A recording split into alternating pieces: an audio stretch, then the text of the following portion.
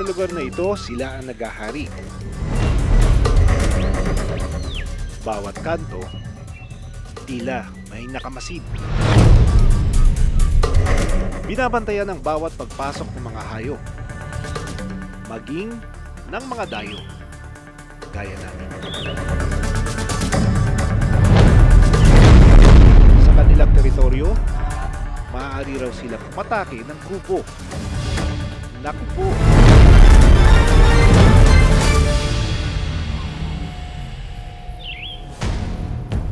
Sa itaas ng mga puno, nakapalibot ang grupo ng mga unggoy.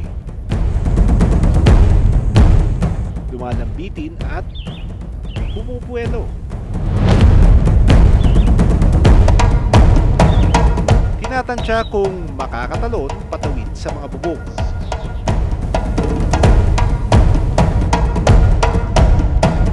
Kapag may naiwan kang pagkain doon sa loob, sure yan.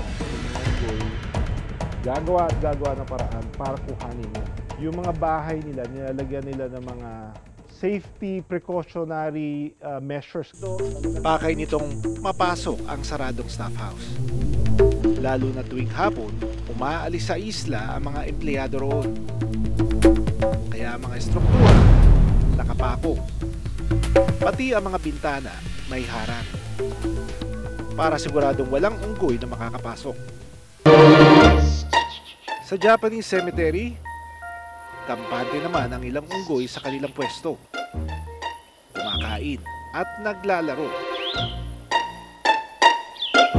May panahon din na nagkakainisan at nauuwi sa habulan. Hala, sige, takbo. Aabot ng higit 20 unggoy ang naninirahan sa pwestong ito. May ilang unggoy na ayaw magpadaan. At kahit nasa isang grupo, hindi pa rin may iwasan ang magkabanggaan. Ang malalaking unggoy, inaaway ang maliliit nitong kauri. Kaya ang ibang nanay, sinuprotektahan ang kanilang maliliit na anak laban sa kapwa unggoy. Mahigit 80 years since natapos yung gera dito, no? Kaya itong koridor patuloy na bumabangon. Pati yung mga wildlife dito, kaya natin binisita para tignan natin kung kamusta na nga ba yung mga hayop dito. Pero hindi lahat ng unggoy dito malaya. Sa dami ng unggoy na nakakita natin dito na napakawala lang, may isang unggoy dito na nakakulong. Ayon sa tagapangalaga ng isla, nahulog daw ang unggoy na si Moymoy sa puno.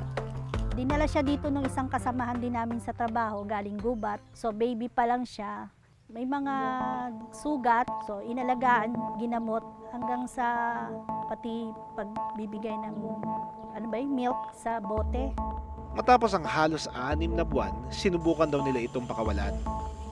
Pag pinakawalan siya, andyan na naman siya bumabalik. Minsan, pag may nakaano sa kanya ibang mga unggoy, sinasaktan siya. Siguro, ayaw na niyang umalis dito sa nag-alaga sa kanya.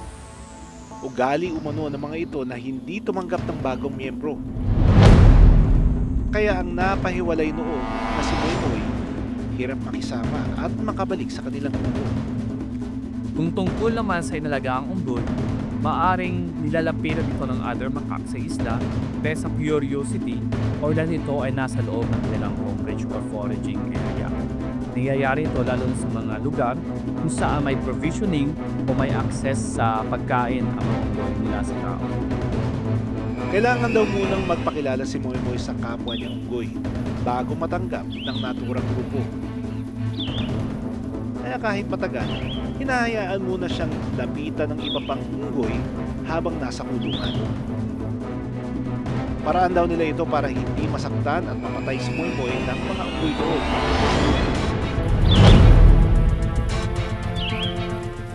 Sa isla, hindi lang mga unggoy ang nagpaparami. Pami-pamilya rin dito ang mga asong gala na may sakit sa balat. Napansin ko habang naglilibot kami dito sa isla, ang daming aso. Tapos yung isa-isa namin tinignan, karamihan sa kanila may sakit sa balat. Halos lahat ng mga aso rito ay dinala at iniwan sa isla ng dati nitong amo.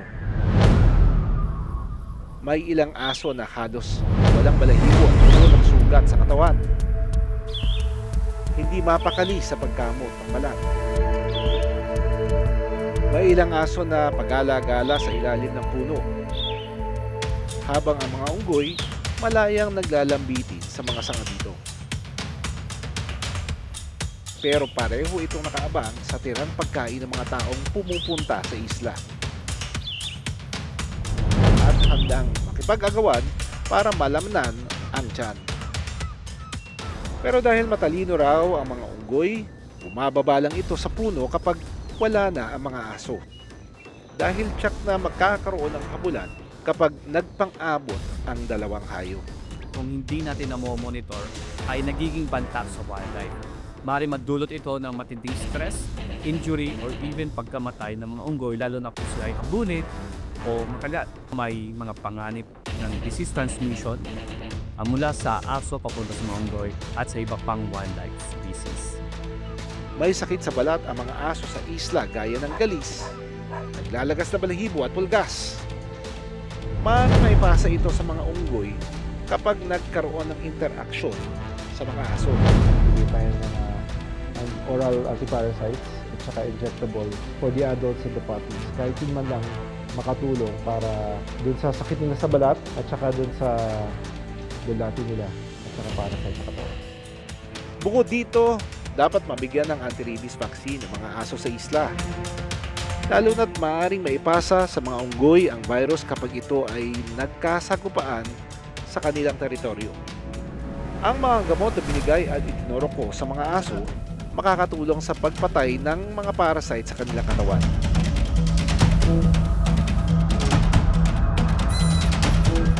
Para matigil ang pagkakamot, pagkasugat at pagkalagas ng balahibo nito. Ito, ang laki ng tiyan, no?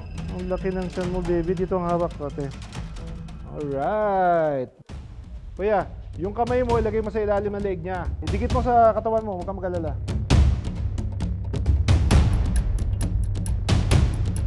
Uy, huwag kang matakot. Oh. Treat yan, oh. Oo. Ito, madaming pulgas, oh. Nakikita mo yung pulgas niya, nakikita mo na. Tsaka, yan, oh, nakikita mo lumalabas na sa, ano. Yan. Dikit mo lang, yan. Kamot-kamot mo dyan dito. Yan, ganyan lang, ha.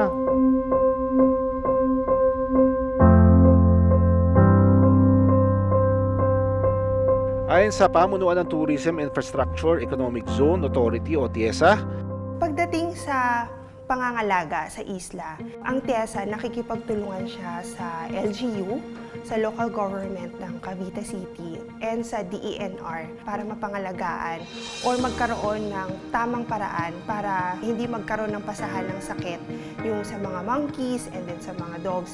Maraming salamat sa panonood ng Born to be Wild. Para sa iba pang kwento tungkol sa ating kalikasan, mag-subscribe na sa GMA Public Affairs YouTube channel.